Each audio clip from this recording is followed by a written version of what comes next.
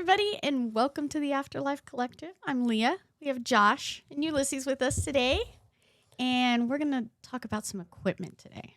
Does that sound good? Heck yeah. Let's do it. Okay, I kind of went over, someone asked me what one of the basic everybody's like, oh, things are so expensive and everything. What is kind of like a basic equipment if you did want to start kind of doing the whole, ghost hunting, although I don't call it ghost hunting because that's a waste of bullets, but I'm saving them for the zombies. So Oh, there you go. yeah, exactly. So, if you want to go into investigating, what would be kind of like your basic, what would you need exactly for doing like basic investigations? Okay.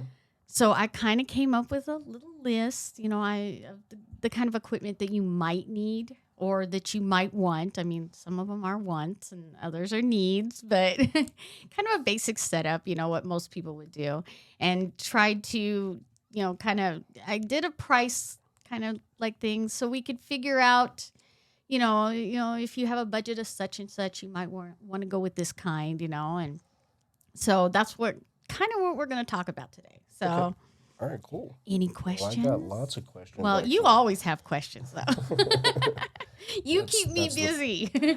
That's the point of our game, man. Always investigate, ask lots of questions, and Exactly.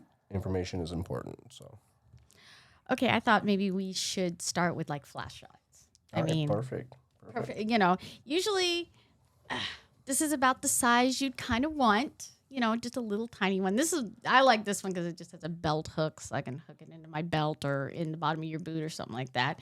And these things, a good average basic flashlight, you can get one of those little kits or whatever, probably about $7 because there's about 3 of them. Oh, nice. Nice. So that's about normal.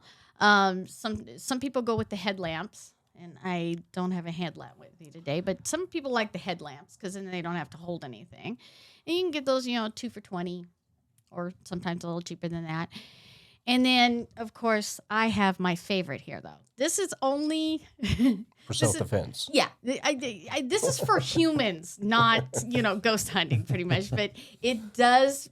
I do like this one, and plus this was my dad's, so it's Okay. kind of a Sentimental kind of thing. So it feels like I kind of got a little bit with him, with us all the time. But this one also, and some of them do it and some of them don't. You can turn it in a really small beam to a bigger high beam. Right. So Okay. sometimes these come in handy when you're, you drop something, you look at something, so you need a big beam or you need a small beam just to look at something. But like I said, it comes in handy the other end for the humans. You don't fear ghosts, you fear humans. So, Right, yeah. so we kind of go with that one. And then also some people do like these. And this one is a ultraviolet. Oh, okay. Some people believe, the ultraviolet is really good for ghost hunting. I usually use it for looking for, things that are spilled on the floor, that kind of thing. Okay. All The right, kid said, all right. "Mom, the cat puke." Okay, where did you puke? But that kind of thing. But yeah, I have one of these too. The ultraviolet thing. It's big. Everybody keeps saying, "Oh, the ultraviolet, gotta have that kind of stuff." I don't know. Different spectrums, Yeah, different spectrums. I'm not too. I mean, the theory's there, but the technology, I think we're still behind in that kind of technology.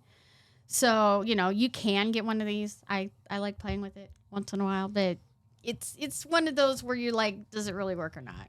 Right.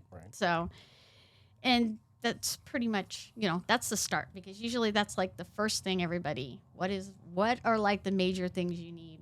It's usually flashlight and recorders. Right. So now, So my question with the flashlights though, what's the significance for having a focus light over a dome light? Something that would illuminate the entire room. focus lights, well, it depends.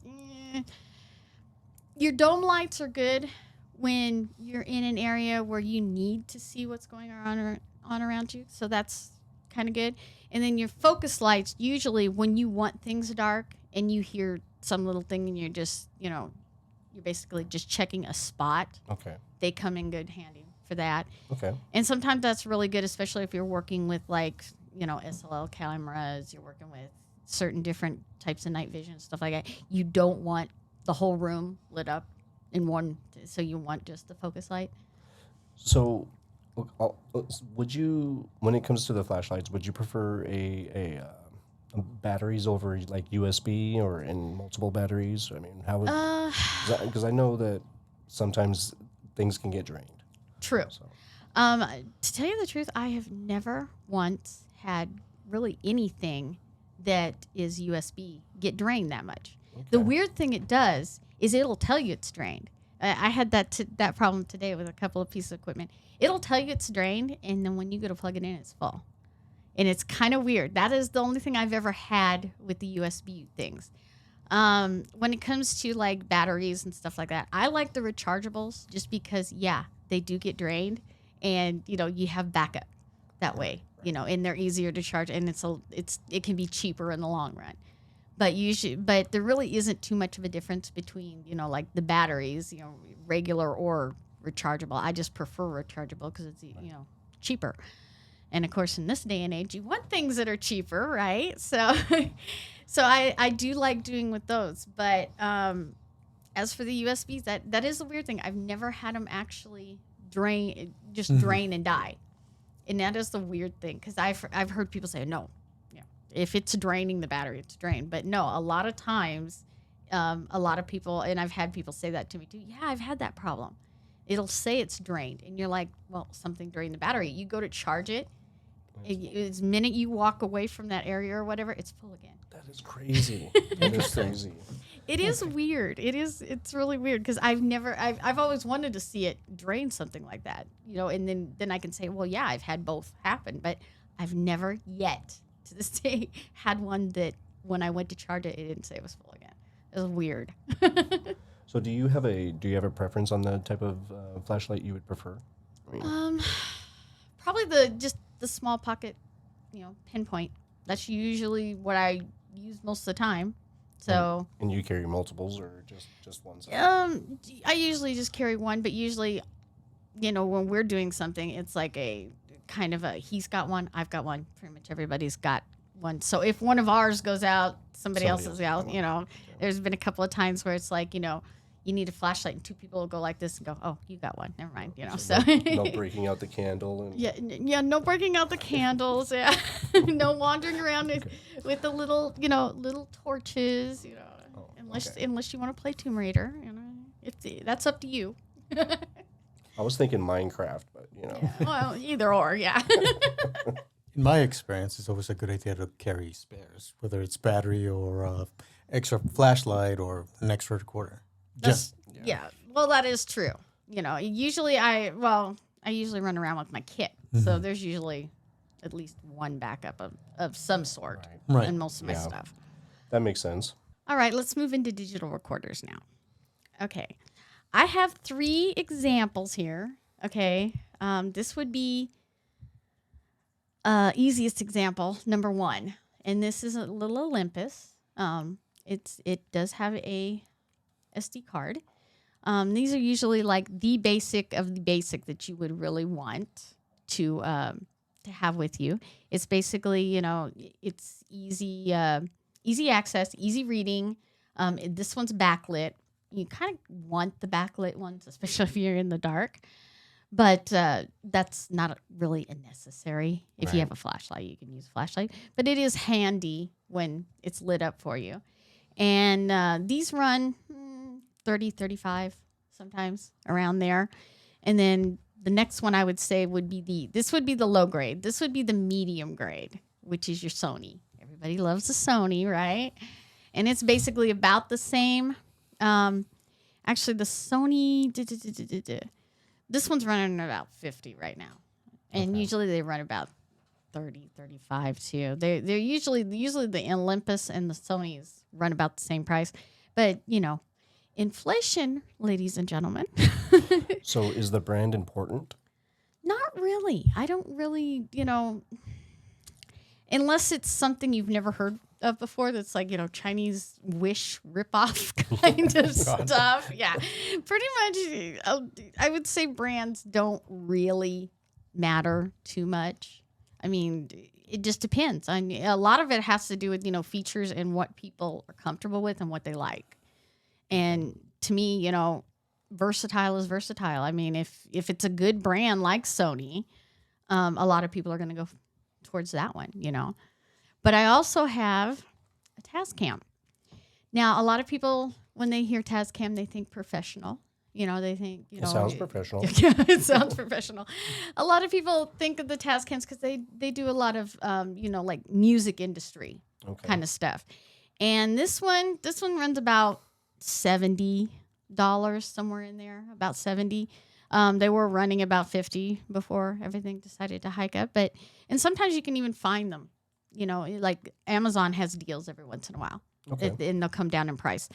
But the only thing that I found with Tascams is at times, it's one, complicated. You have to learn the system pretty good. And two, occasionally they're not always reliable. Now, I do not understand why, but we have quite a few Tascam around the house of different equipment. And we have, there'll be times when it runs like beautifully for months. Nothing happens. And then like the last investigation, I haven't used this thing since our investigation here in the house. Oh. Because I lost all the audio. Oh. And I couldn't figure out why, And I don't, to this day, I still don't know if it was a card or something else. But ever since I've tried it a couple times in the last few weeks, it's working fine again.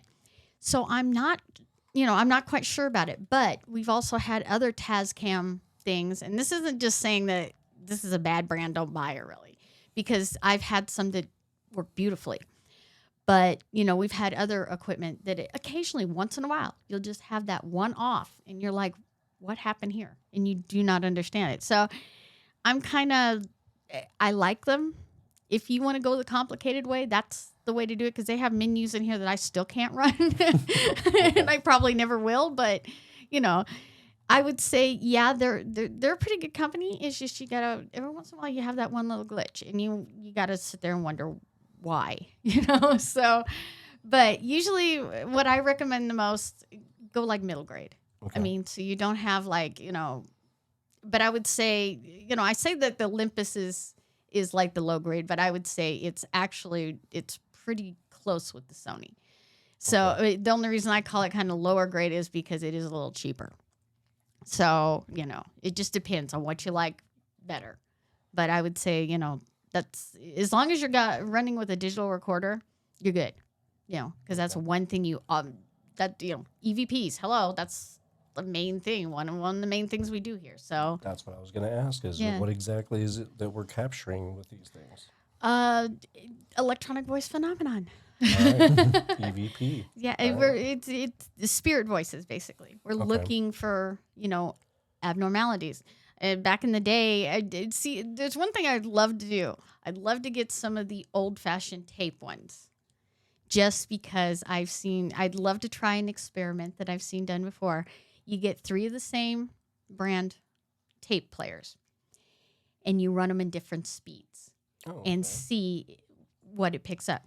Now, I've actually seen this happen where they can have 3 different machines running at 3 different speeds and all have the same EVP. Like at the exact same pace. time, same pace and everything. I would love to do it. Yeah, we got to do that. Yeah, I would love to do an experiment like that, because I've seen people do that. And then I've seen other ones where they've got 3 of them, 3 different settings in the same room, and only one of them will catch an EVP. Oh, wow. While they're all going at the same time. So, I'd love to play with that.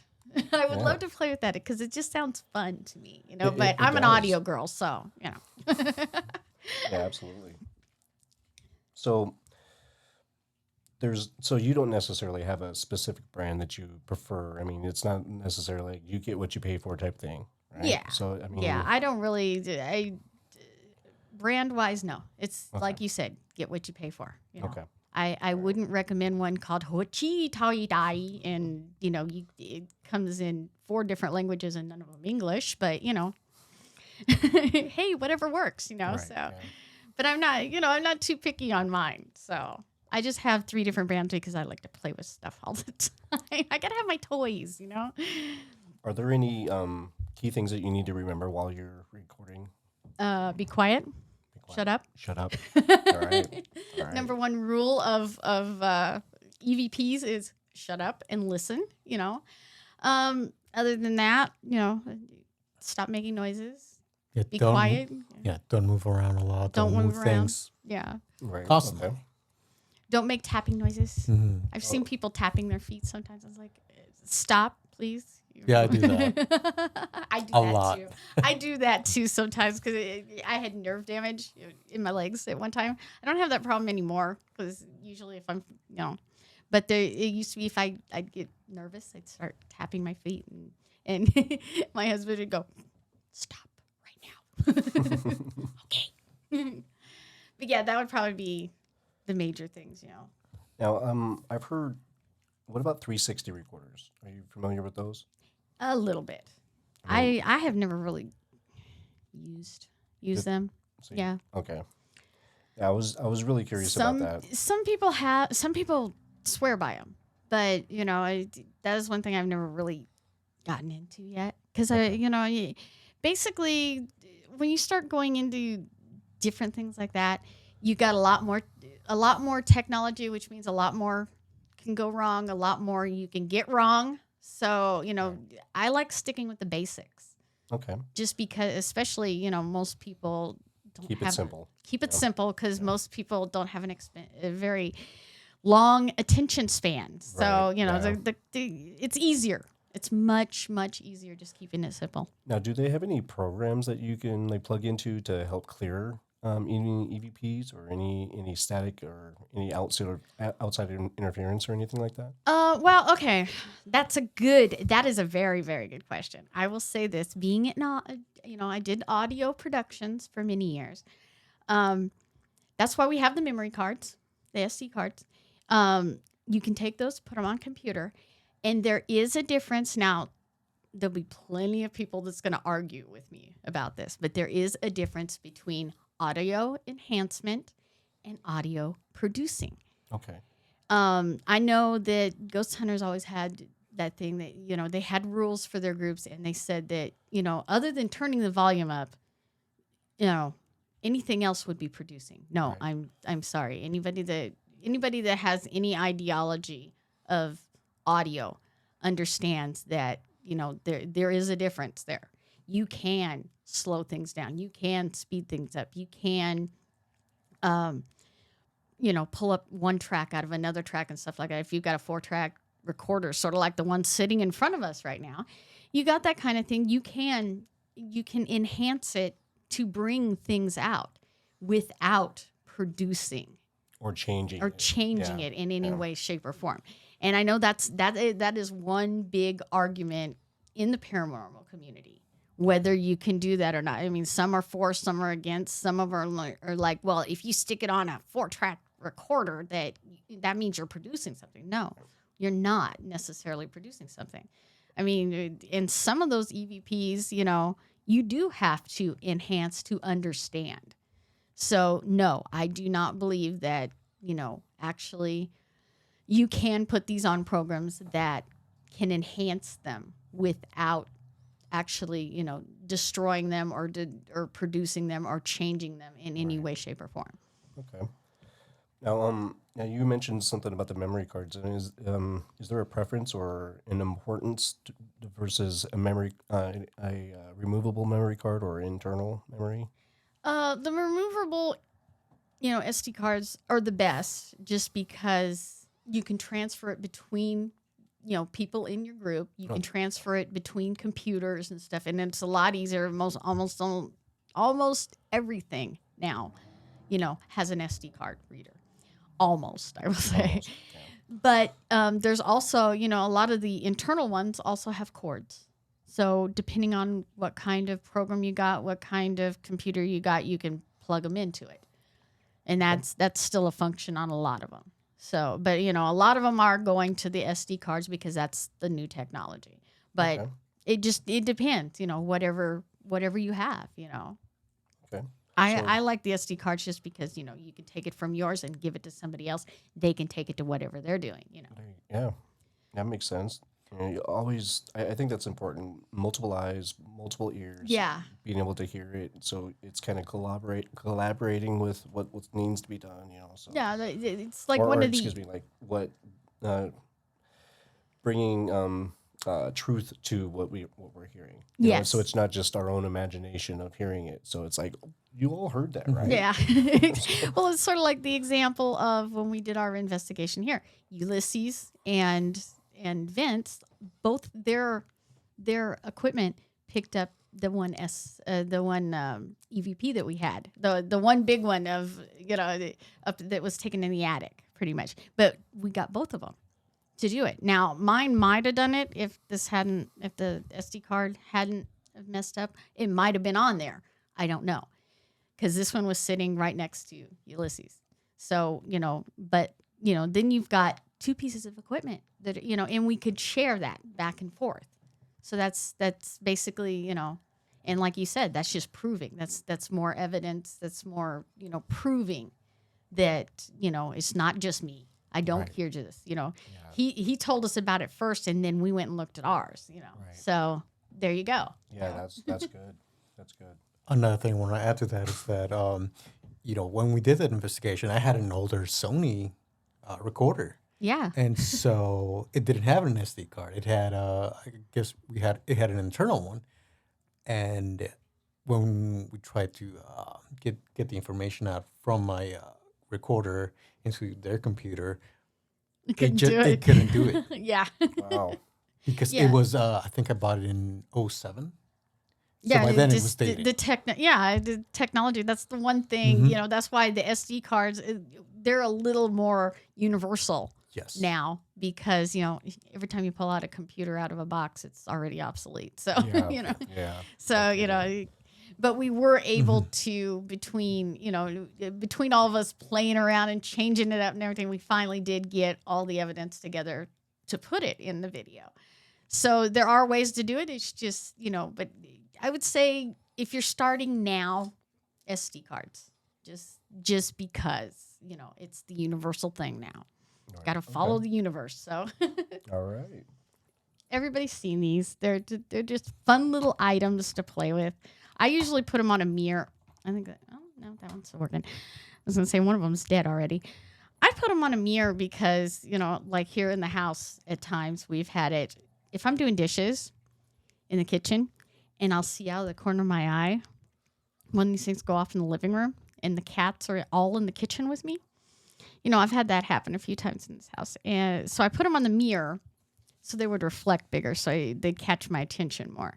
But this is usually how I'll set it up now, is usually I'll set them on a mirror so you can see the reflection a little better and just kind of leave them someplace and see if we get any activity. Or one of the videos we did down in Sunnyside, we had them sitting on the table and the girl said, you know, you move it like this, and she set it down on the table. And they had a heavy marble table. And in fact, I bumped my knee on that and I got a bruise from it. It was so heavy.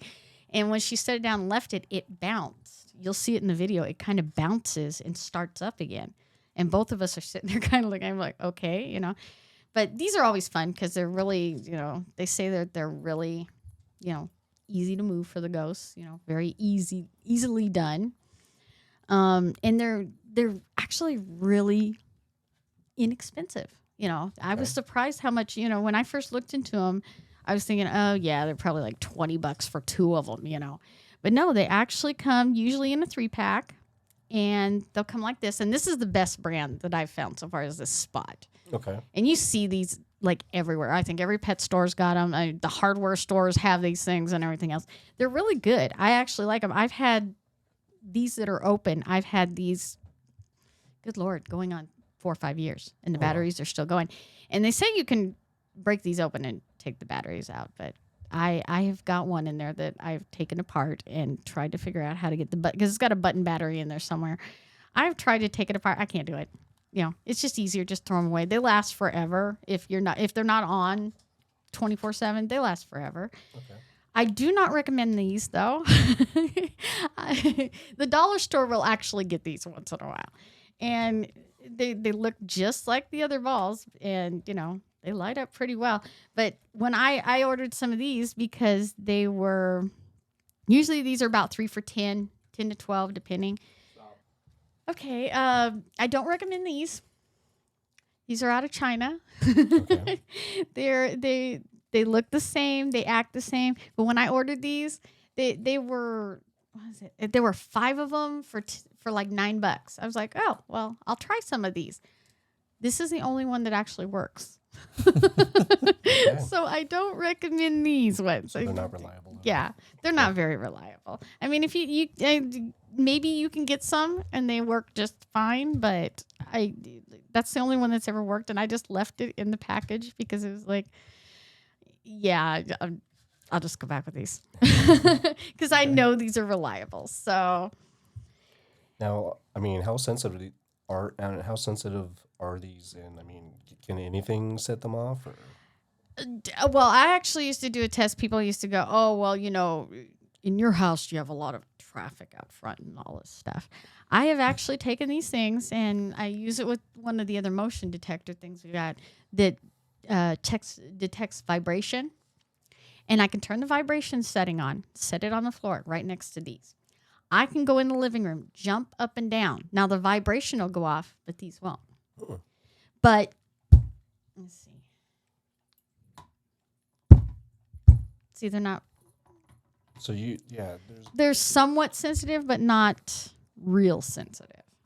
that's actually more comforting. Yeah, for to lack know of a better that. term. Yeah, because that tells me that it's going to take more effort to set Yeah. these off than just than a just walk actual by. vibration. Yeah. Yeah. See, I mean, that one's even well, that one's not plugged in, but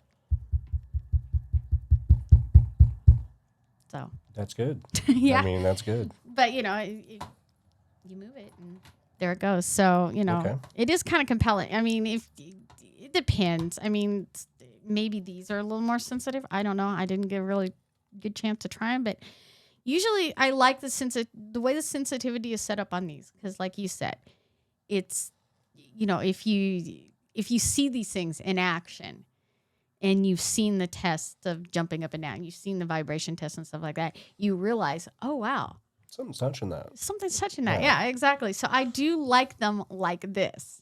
And this also kind of falls under things you wouldn't think to use for ghost hunting. But then again, is there really anything that is absolutely made just for ghost hunting other than maybe, everything that we have for ghost hunting today has come from something else. Experimental. Yeah. So, if you come up with an idea, I like this. If you come up with an idea and think, I wonder if you could do that with use it for ghost hunting, try it. Now, this is pricey. This is one of my favorite toys. This is the one that I used with the vibration. It's pretty simple to use. I mean, it's got all the little buttons and everything. This thing, though, with the EDI Plus, it has a, if I can find it, it's here. So it's got a cord where you can hook into a computer, basically. And it'll give you a graph reading of everything. So you can set this up like, say, okay, see if I can put it on. It has a speaker, so it'll make noise if you want. It's got the vibration. It's got vibration. It's got a record in it. There we go. Okay, it's got EMF detector, which is kind of going crazy over in this corner. Although we have weird. Don't mind our house. We just have weird vibrations and EMF going on all the time. But this thing, I really love it just because it has the 5-in-1, and it isn't very sensitive either. It's sensitive to a certain degree, but not real sensitive. So, if you are right directly next to something electronic, It's going to set it off. Yeah. it won't really. I mean, it just depends, depending on. But I've used it to go around like the electrical outlets and stuff like that. And it will let you know. It's sensitive enough to pick up that kind of stuff, but it's not sensitive enough that you can't set it on a table and something, goes off on it immediately. So I do love this little toy, but it's close to $200. Ouch. Yeah, That's an investment. Yeah, that's quite an investment. But one good thing about if you're going to spend this much money, it's got almost everything built into it. So, and then if you have a computer, I don't use the computer graphs because I'd have, but when you do buy it, all you got to do is download the program into your computer, which is free. And, and then if you have any issues or anything, you can get a hold of the company. They'll talk to you about it and they'll walk you through it and stuff like that.